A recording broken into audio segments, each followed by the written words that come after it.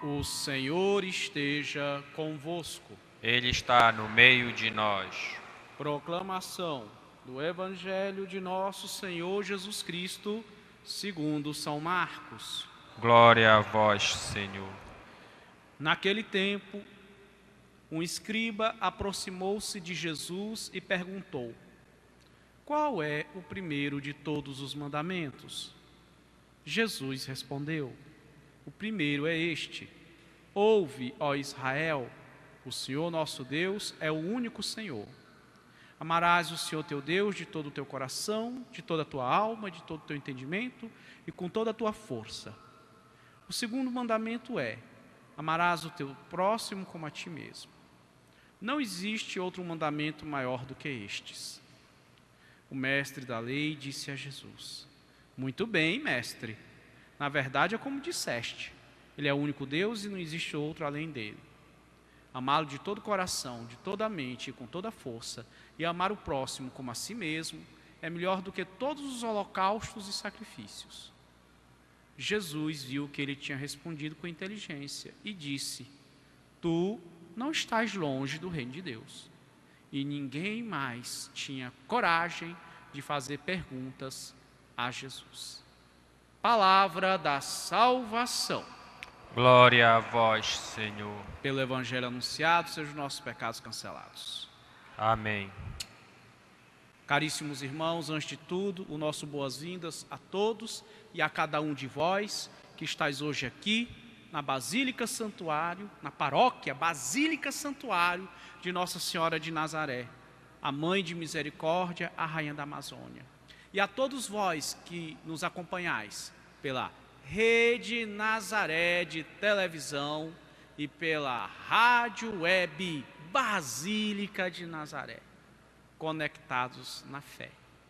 Você que nos acompanha pela internet, pelos celulares. Sinta-se acolhido aqui conosco, na casa da Mãe de Deus. Caríssimos, os profetas nos chamam à conversão. Nos chamam porque nós nos afastamos do Senhor. Se nós pegarmos a primeira leitura da liturgia de ontem, da quinta-feira, retirada do livro do profeta Jeremias, capítulo 7, no finzinho desse trecho, no versículo 28 do capítulo 7, diz assim: esta é a nação que não escutou a voz do Senhor seu Deus e não aceitou a correção. Sua fé morreu, foi arrancada de sua boca. A primeira leitura de hoje já começa assim. O profeta Oséias nos diz: assim fala o Senhor Deus, volta, Israel, para o Senhor teu Deus, porque estavas caído em teu pecado.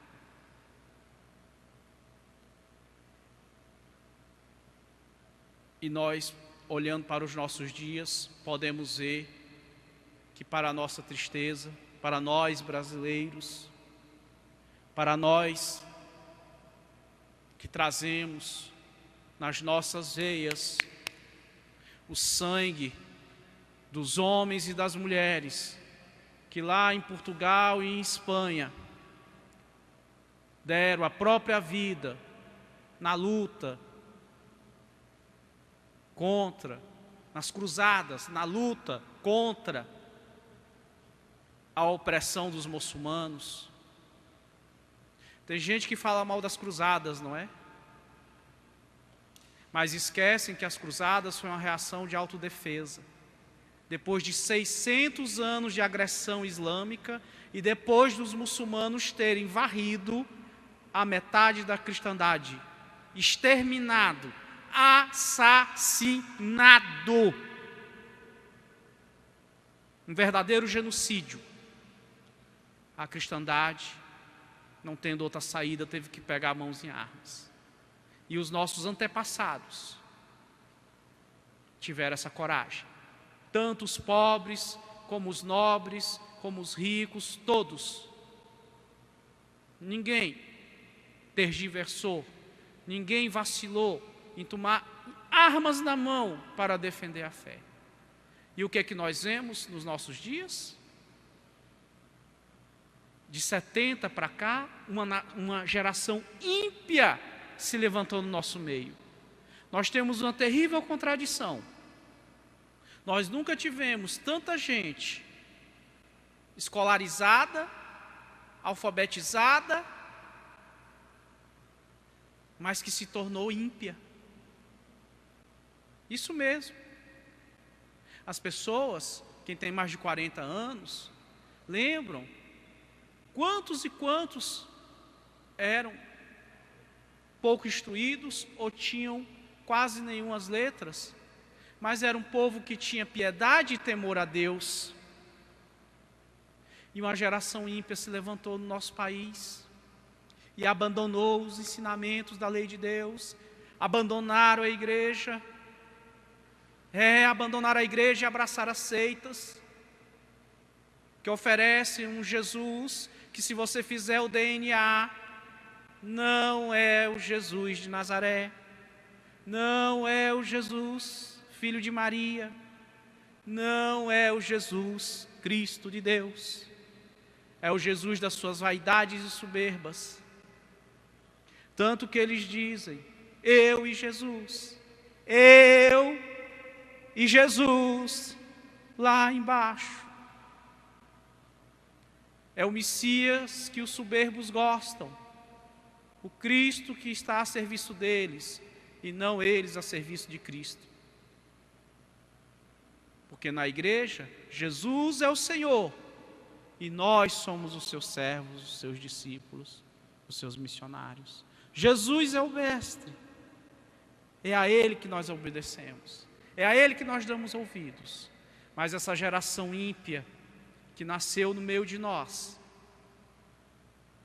que abraçou todo tipo de ideias contrárias ao Evangelho, que disseminou valores anticristãos, que quer fazer do que não é família, família, que quer distorcer a educação das crianças, ensinando nas escolas que menino não é menino e menina não é menina. Essa geração tomou conta da coisa pública e da coisa privada. E pelo seu egoísmo e pela sua ganância, estão arruinando o nosso povo, a nossa nação. E nós sabemos muito bem o que foi que aconteceu com os israelitas, com o povo da antiga aliança, quando eles abandonaram a lei de Deus. Foi a ruína, foi a desgraça, perderam tudo, o país, a cidade santa, o templo, que foi arrasado até as cinzas, e foram levados como escravos para a Babilônia. Essa geração ímpia, que fez catecismo comigo e com você, essa geração ímpia, que acompanhava as nossas avós nas novenas, que conosco rezavam os terços, que erguiam os louvores à Mãe de Deus, hoje se voltaram contra Deus, deram as costas para o Senhor.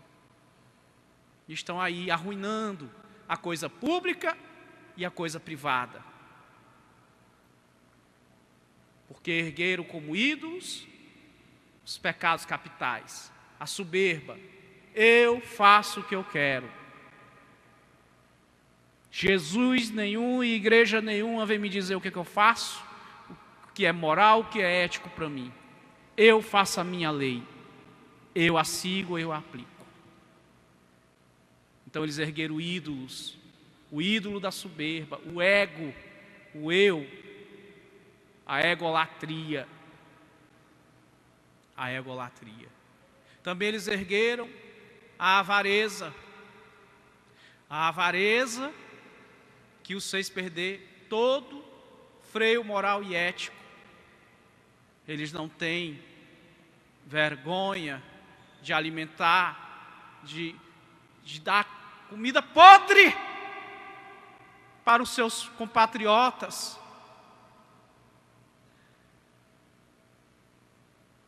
E nós também temos culpa. Qual é a nossa culpa? A nossa culpa é não ter levantado a nossa voz em defesa do Evangelho e da igreja. A nossa culpa é fazer vista grossa, é não querer arriscar o nosso pescocinho. Nós que trazemos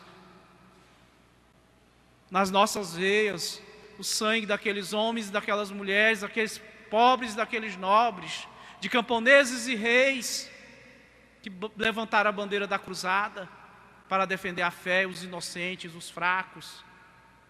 Nós nos acovardamos. Nós também não escutamos a palavra do Senhor. E aí está a nossa nação em ruínas, pela inconsequência desses pecados deles, de se afastar da lei de Deus, e nossa, de nos calarmos diante do mal. Estamos aí com 400 mil empregos postos à risca.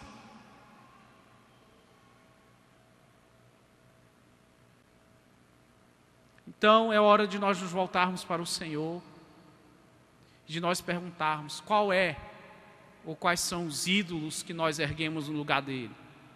Uns foram a soberba, outros foram a avareza, uns ergueram a luxúria, outros a preguiça.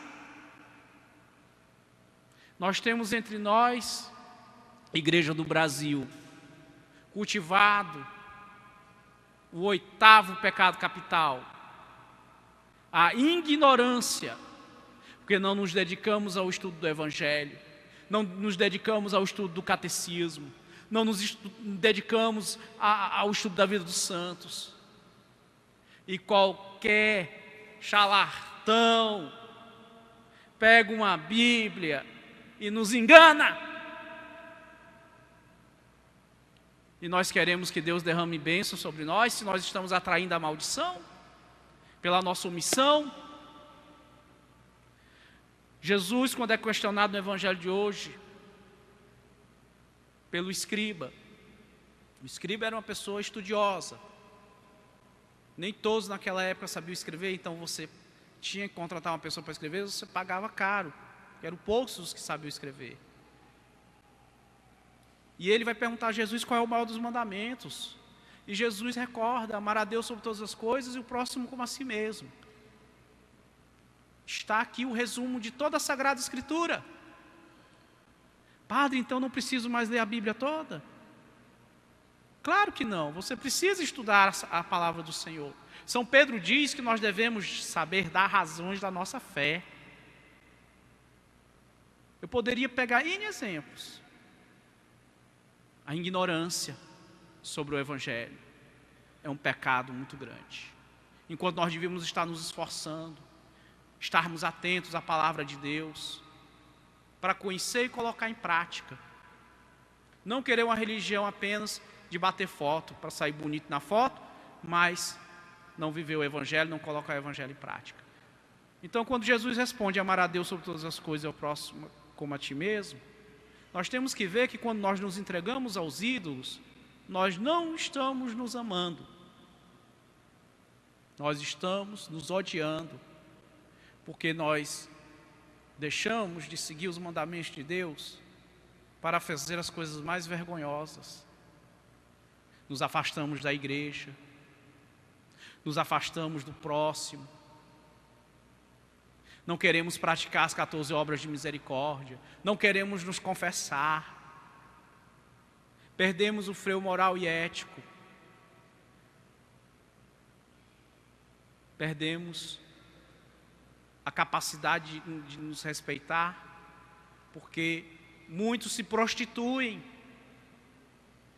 se deixam corromper pela avareza e olha aí, sendo arrastados, né? Desviaram milhões, ganharam milhões, e agora a vergonha. Entre a luta contra o mal, a guerra contra o mal, a guerra contra o pecado,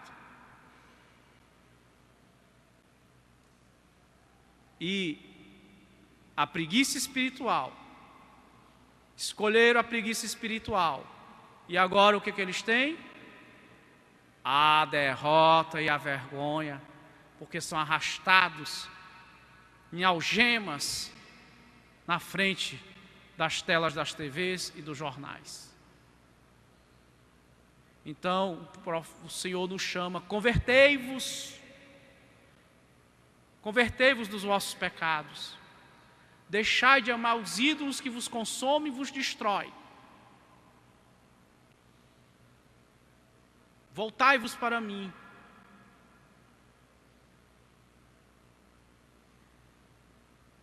Então, meu irmão, fica a pergunta: qual é o ídolo que está no teu coração no lugar de Deus e que está te consumindo?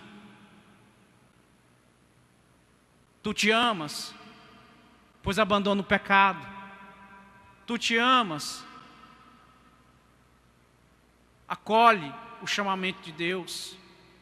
Tu te amas, levanta-te que o Senhor te chama, tu que estás caído no pecado. Ama quem te ama, ama Jesus e segue os seus mandamentos. Louvado seja o nosso Senhor Jesus Cristo. Para sempre seja louvado.